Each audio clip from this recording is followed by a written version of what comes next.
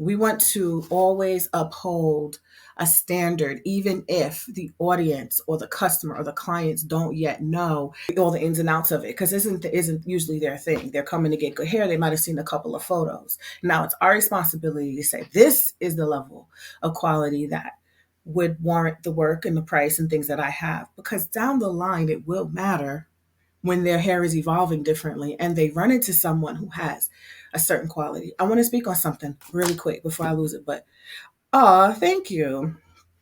Yeah, there's so many people with really nice locks. I like when I see we know what we see when we see really well done um locks. And we don't want people to not be able to have their best um because when they go to a pro, the pro didn't tell them. They're going to offer you. So a lot of people, or people are doing this. They're coming to me telling me, I'm offering the three ways to start: the braids, the twist, or an interlock, which still is a big open area of what kind of tool, what kind of rotation pattern. Like it's not a monolith in itself either. There's so many different variations. But when they're doing that, here's my thinking. It's been shown over a significant period of time, over a few years, we've been able to look at the market, look at the results. And if it's shown that there's a higher potential for certain things to happen, there's a higher potential for a need of repair and refinement to close up areas. If it's shown that, why would you offer that service knowing that you might have to do more repair work? So some people say I'm offering it at a lower price, which is the same thing I used to argue about when people said I do sister locks at this price and micro locks at this price. I would always say, why would you want to do any subpar service for the same type of look? To You don't want to ever be so desperate or thirsty for clients that if people will listen to you if you're a pro, if they truly want something, and sometimes it's a matter of you just explaining it to them. But I would feel some type of way knowing that, let's say I charge 1,000 for this. I'm just throwing numbers, and I charge 500 for two strand twists, knowing that that person's gonna probably end up sitting in the chair a little longer to close up stuff. Because once I start interlocking those roots, the ends are gonna be puffy. They're gonna visually notice a difference if they're in the same space with my other clients who started it with the interlock, same hair texture. There's potential for them to pay me more at the end in the long run, because depending on the hourly rate, if you're interlocking, you're going to probably charge the same hourly rate to interlock something else, but you may now have to do more repairs. And depending on how you price that and charge that, it's a potential that now that client has ended up paying just as much as they thought they were saving. Um, but even if it all stays together, every single one of them miraculously stays together, there's still tension differences and there's still a different look visually that that client may not, down the line, a year, 2, 3, 4 years down the line, um, may notice their locks are twice as big or three times as big as what they wanted, or the roots, or now they're having problems pulling it through because it's hardened in such a way where it's harder to put onto the tool, it's harder to pull it through. Some of these potential problems that are happening, something that hasn't really been market tested and proven as a foundational method for microlocks. It's more of a DIY creative. It looks really good in the chair. We're going to be experimental. But here's what I always ask people: do you really want locked hair? Are you willing to walk through this process of a lock journey? Because if you are, then when you leave your hair loose like that and you lock just the base and you got a really fat curly end, there's potential that your lock journey is going to have some hiccups that you might not want to deal with. Are you going to comb out all that hair and do this whole routine? Because if so, then that's really not something that people who want to lock their hair want to do. That's something that a loose natural is still doing. I don't miss those days, and I didn't want to lock my hair so that I could be putting stuff on the ends of it to keep it from locking. It's one question. And so if I'm going to a pro to get locks, secondly, I'm not sure if they know how to start a lock fresh using the entire interwoven lock technique, which then would concern me when it comes to repair and refinement, repair techniques that need to be done to close up what could inevitably happen as spaces and holes and soft spots. It just happens in the process, especially because we have different hair textures throughout our hair, and especially because sometimes we'll have texturized hair from processing from color. So if we have a pro that knows how to do that, it goes back into the hamster wheel thing. If they know how to do that and they know that there's a potential problem, why would they start it in any other way and charge you? Well, it just seems like there is a missing gap of like having a professional stance on the quality of work. And so when someone tells me that they've done this and that, this the problem is that there's been a lot of information that's been allowed to be seen as an authority because of maybe the number of followers and likes. It's going to change. Oh, y'all stay pair with us because 2024 is about to be amazing when it comes to really solidifying knowledge and things like that, and really supporting the pros that are out there really doing the thing and doing it properly and really giving great results. And then when down the line, all things have to do is just evolve. I hate to say that. They're just going to have to evolve for people to see. By the end of that first year, people, if their hair isn't really settling into the process, they're seeing the problems. And if it's not being addressed at a certain time frame, like we talk about with the milestones, then it's more permanent damage. And then all of a sudden they don't have the locks anymore, or all of a sudden they're cutting like it's just stuff that you could avoid and just have the process just keep getting beautiful and stronger each time. You also have a reputation if you're a professional actually doing this as a professional service that you don't want to damage either.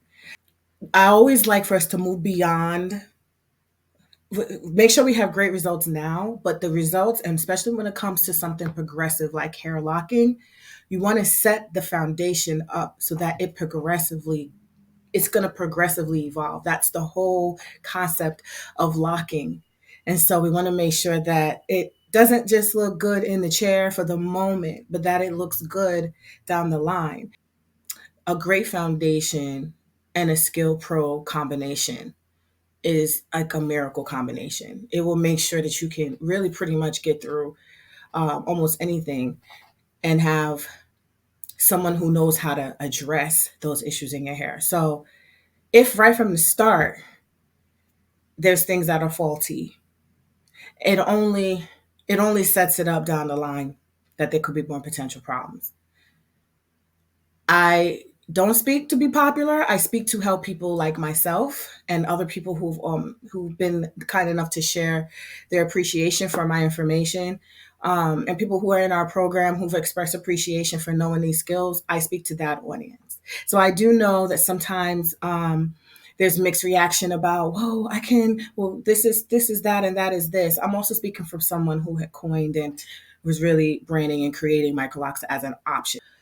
I'm Jessica Marshall, CEO, founder of Naturally Beautiful Hair Care and Microloc Mastery, and I coined Microlocs out of Brooklyn in 2009 to really encompass this. I don't want to use the word alternative, but this enhanced option to what was existing, which at that time was sister locks, and I was very inspired. But there was just a lot of innovation that I believe could happen to enhance it that made you go out of the box of sister locks. So with the help of my mentor, who was also a former sister loctician trained directly by Joanne Cornwell herself, we worked to continue to develop on innovation, incorporating different tools, adjusting size, adjusting technique, adjusting rotation, every single thing that we felt needed to be enhanced so that the locks were strong and did not have the problems that were happening before. So she didn't call it Microlocs. I called it Microlocs. And she said, you know what? She retired herself out of doing locks after a while. And I took on continuing to grow, and created my own hair tool in 2013 and just really took on branding Microlocs. She was really supportive of it. The intention was always to provide these options. When women have broken locks, there was no lock reattachment that was in the sister lock company at the time. They didn't believe in adding hair, fake hair. So I said, how can I figure this out? Because all I see are regular lock extensions, regular lock kind of support. So I paid a lot of money to get trainings that already existed and figured out how to put them on a small scale. So I'm speaking from all the sweat and tears I put into at least creating some foundational knowledge, and I'm sharing it. So I know sometimes there's a lot of new information That's out on the scene, and I'm very transparent. I had to go away to be a single mom for a few years, so I hopped off of YouTube and I hopped off of a lot. And when I came back and tried to really restart and revive my YouTube channel that was basically flatlined for years, I came back to so many things I had never seen and so many things that were problems before. So I speak from that perspective.